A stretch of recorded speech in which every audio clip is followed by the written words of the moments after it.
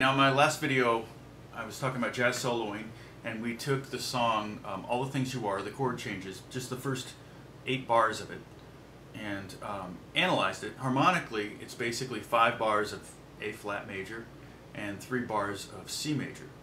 And I showed you the A flat major scale, and I showed you the C major scale, and then I showed you the third mode of A flat major, which is C Phrygian, so that we can play in 2 different C modes, and you can notice the difference. So like when you play the C Phrygian versus the C major, you can really hear the difference and see it and feel it.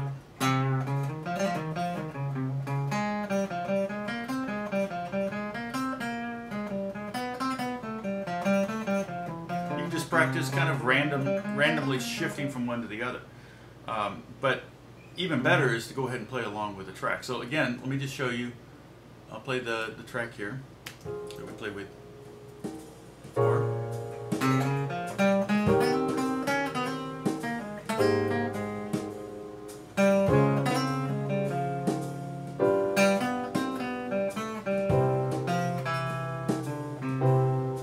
C, and then back to C Phrygian.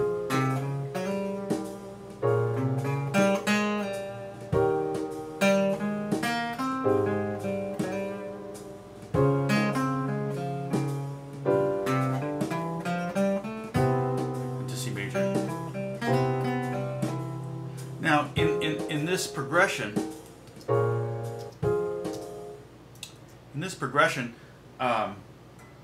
when it goes to the G chord, there's another scale we could use to make that a little bit more interesting for soloing. Okay, and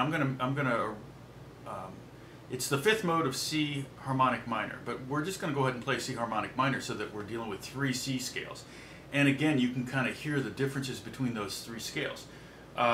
So just as a reminder, here's the C Phrygian scale, which is the same as A flat, has the same number of flats, same key signature.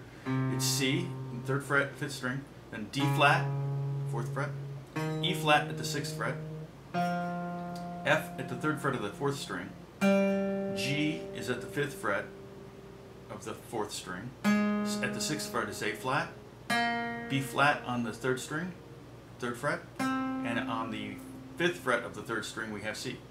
Go ahead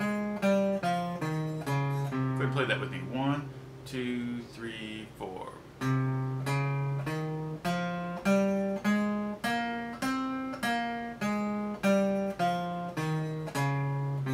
Now I'm going to go ahead and keep my first finger on that C and play a C major scale. I'm going to use what I call 3-per scales. It's 3 notes per string.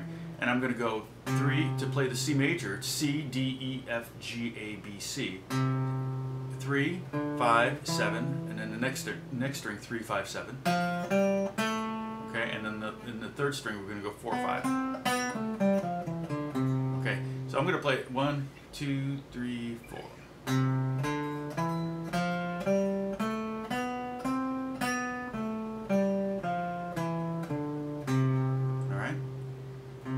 Now let's just listen to the 2 scales. I'm going to play the Phrygian first and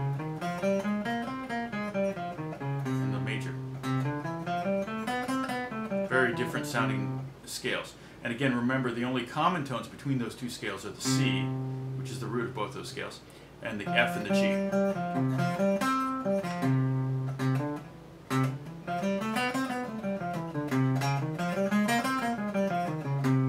So, if you get lost, you can always just go to the F and G and go back and forth, and that should work over both scales. Okay, but the 3rd scale I want to show you is C harmonic minor, and that is C minor with a raised 7th degree, a B natural. So those notes are C at the 3rd fret of the 5th string, then D, which is 5th fret, then E flat with a pinky here at the 6th fret. Back down to the next string we have F, 3rd fret of the 4th string.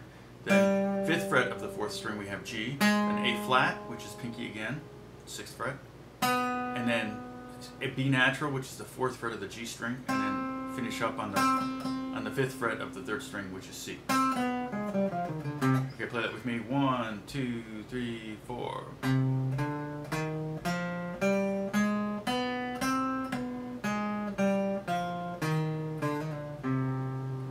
That one will work over the G chord. Now it would imply some interesting interesting notes like the sharp fifth and the flat 9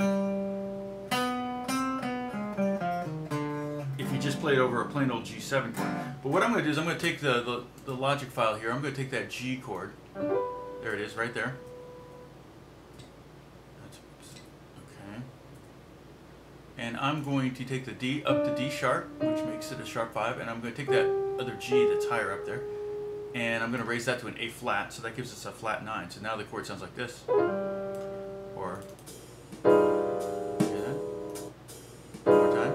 And it resolves to the 1 chord. Very nice. So that creates a more strong resolution, okay? So now I'm just going to let that run, and I'm going to play, just for that 1 bar, I'm going to use that C harmonic minor scale. It pretty much won't work on any of the other chords in the progression. Okay, check this out. Okay, so here's C Phrygian.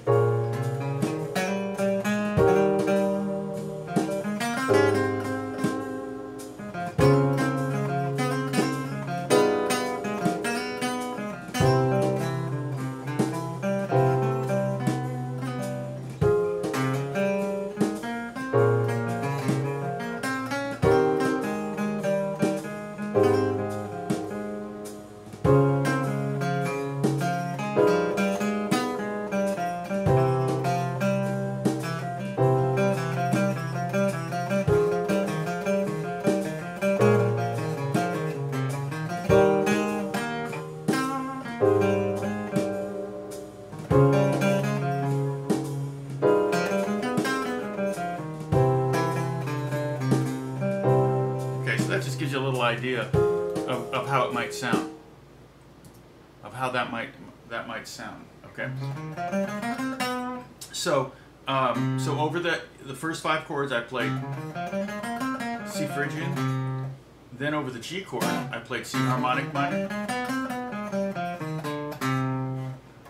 which works great over some kind of altered chord. And if you want to know how to make like some of these altered chords, I did a whole bunch of them with drop 2 chords on videos. I think I'm up to 36 videos of drop 2 chords, and then for the last 2 bars we have C major. Okay, the next phrase in the song is the same thing, but down a fourth. So it's some of the lessons you're going to learn here are real transferable to the next 8 bars of the song. Now, one thing we could do is, like I said, it's real important to know not just one area. Now, the thing I love about this is that you might be real familiar with this A flat major scale, this major scale shape, but you might not have been very familiar with this C one. So every time you kind of move it to another section, another area, you're going to find that you're going to be learning a new scale, or a scale that is not is not one that you've used as much in the past. Like, for example, if we went ahead and went to the C major scale up here, and so this is the scale that we land on with the final chord of the 8-bar phrase.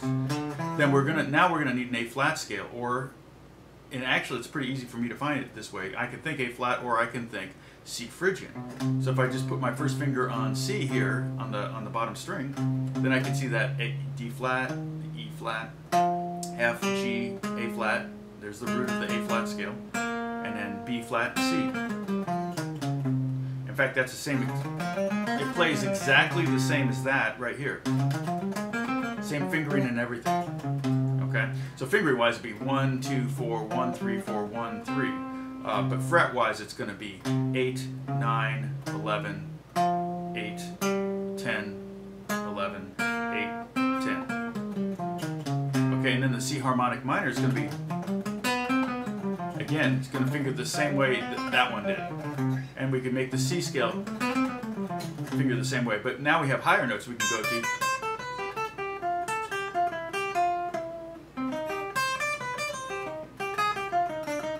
C harmonic minor, C Phrygian, C harmonic, so C major. Okay, so what you'll want to do is get one area down and then maybe migrate it to the next area up the neck and kind of figure out the scales there and just stay in that one area. There's a couple reasons for that. One is it's just good. It forces you to learn scales that you may not already know. Okay, because it's easy to learn one scale and then just move it around for every chord change. We don't want to do that. We want to be able to stay in the area. The other thing the other advantage to knowing scales in one neighborhood and knowing all the scales in one neighborhood and knowing how to make all the scales in one neighborhood is